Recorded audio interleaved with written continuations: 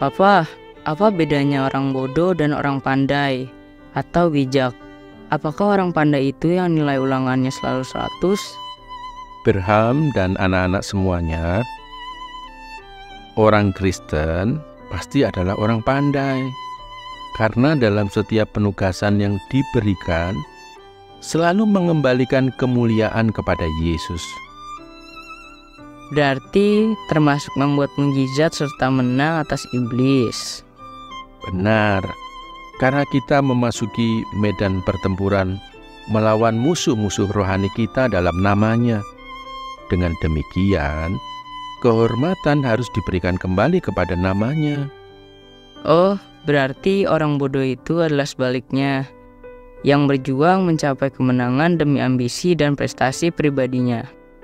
Berham mau jadi orang pandai dengan rajin belajar dan mengembalikan pujian demi namanya. Sebagaimana Lukas pasal 10 ayat 17 sampai dengan 24 yang akan kita perhatikan. Oke, siap. Adik-adik, kita akan melanjutkan petualangan kita dalam kerajaan Allah. Namun sebelumnya, mari kita berdoa, kita mohon berkat Tuhan. Mari kita berdoa.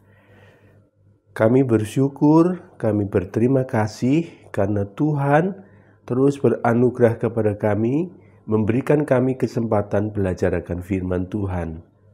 Kuduskanlah kami dan lembutkanlah hati kami ya Tuhan, supaya menjadi tanah yang subur bagi firman Tuhan, dan nyatakanlah kebenaran firman-Mu bagi kami. Dalam nama Tuhan Yesus kami berdoa. Amin. Adik-adik, Tuhan Yesus telah mengutus 70 orang muridnya untuk pergi memberitakan Injil. Tuhan Yesus memerintahkan mereka untuk menyatakan bahwa kerajaan Allah sudah dekat dan orang-orang itu harus bertobat. Tuhan Yesus juga memperlengkapi mereka dengan kuasa untuk menyembuhkan orang-orang yang sakit ketika mereka memberitakan Injil Tuhan itu. Nah, adik-adik, setelah ke-70 orang ini menyelesaikan tugas pelayanan mereka, mereka pun kembali kepada Tuhan Yesus dan mereka melaporkan apa yang telah mereka lakukan itu kepada Tuhan Yesus.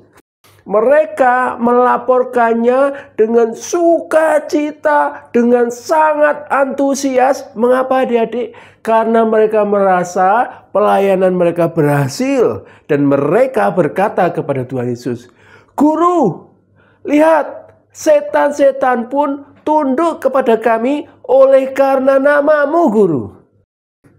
Adik-adik, mendengarkan laporan dari murid-muridnya itu, apakah yang dikatakan oleh Tuhan Yesus?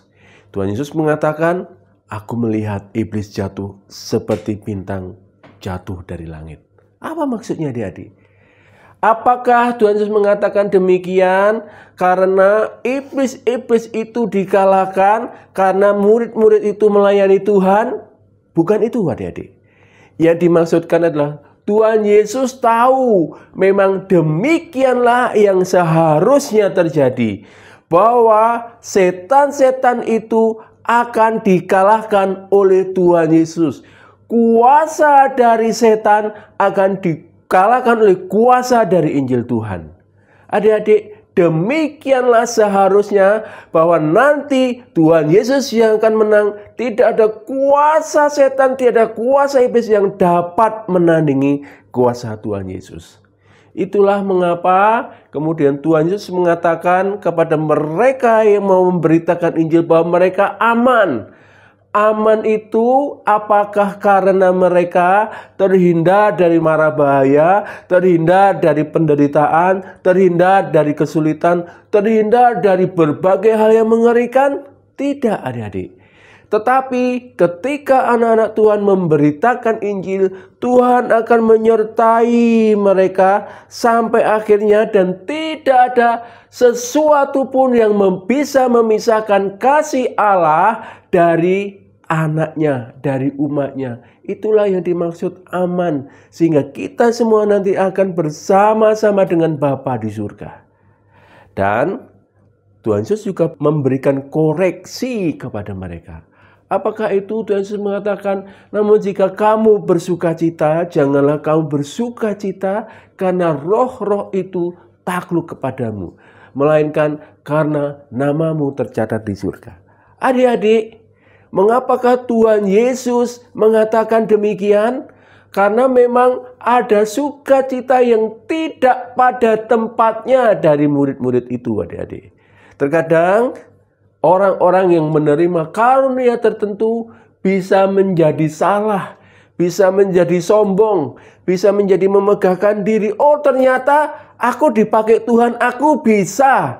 Sehingga secara tidak sadar mereka bersukacita atas diri mereka sendiri. Tuhan Yesus tidak menghendaki hal demikian, karena itu adalah sukacita yang tidak pada tempatnya. Itu adalah sukacita yang keliru. Tuhan Yesus mau kita menyadari bahwa anugerah terbesar yang Tuhan Yesus berikan bukanlah karunia-karunia itu. Karunia berkhotbah, karunia bernubuat. Mungkin ada karunia untuk menyembuhkan. Bukan itu karunia yang terpenting yang Tuhan Yesus berikan.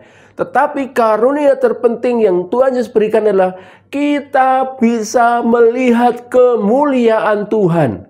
Dan kita menerima kemuliaan Tuhan itu. Dan kita hidup di dalam kemuliaan Tuhan itu. Itu yang dimaksud dengan kita tercatat di dalam kerajaan surga. Adik-adik, kita harus hidup untuk menyatakan kemuliaan Tuhan yang telah Tuhan nyatakan di dalam hidup kita. Melalui tutur kata kita, melalui tingkah laku kita, melalui perbuatan kita. Supaya dengan demikian banyak orang lain pun bisa melihat kemuliaan Tuhan, sehingga mereka pun boleh membuka hati mereka untuk menerima Tuhan Yesus sebagai Tuhan dan Juru Selamat mereka. Kiranya petualangan kita kali ini boleh menguatkan iman kita, supaya kita tidak takut ketika kita melangkah ke depan, karena Tuhan menyertai kita dan kuasa yang tertinggi itu menyertai kita. Dan biarlah kita bersukacita karena kita telah mendapatkan anugerah keselamatan. Dan di dalam anugerah keselamatan itulah Tuhan berikan kita kesempatan untuk berkarya untuk menjadi saksi Tuhan. Kiranya Tuhan memberkati kita semua. Amin. Mari kita berdoa. Bapa di surga, kami bersyukur, kami berterima kasih karena kami diselamatkan oleh karena karya Tuhan Yesus Kristus. Sehingga kami ya Tuhan menjadi orang-orang yang beroleh tempat di surga, mendapatkan persekutuan yang indah dengan Tuhan. Namun bukannya sebuah tempat di surga yang Engkau berikan kepada kami, Engkau juga memberikan kesempatan kepada kami untuk menjadi saksi Tuhan di tengah-tengah dunia ini. Untuk menyatakan kemuliaan-Mu melalui tutur kata kami, melalui perbuatan kami, melalui tingkah laku kami. Tolonglah kami ya Tuhan, supaya kami terus menaklukkan diri kami kepada Tuhan, supaya kami boleh menjadi saksi Tuhan yang setia di tengah dunia ini. Terima kasih untuk firman Tuhan yang telah Engkau berikan kepada kami pada saat ini ya Tuhan. Dalam nama Tuhan Yesus kami berdoa dan bersyukur. Amin.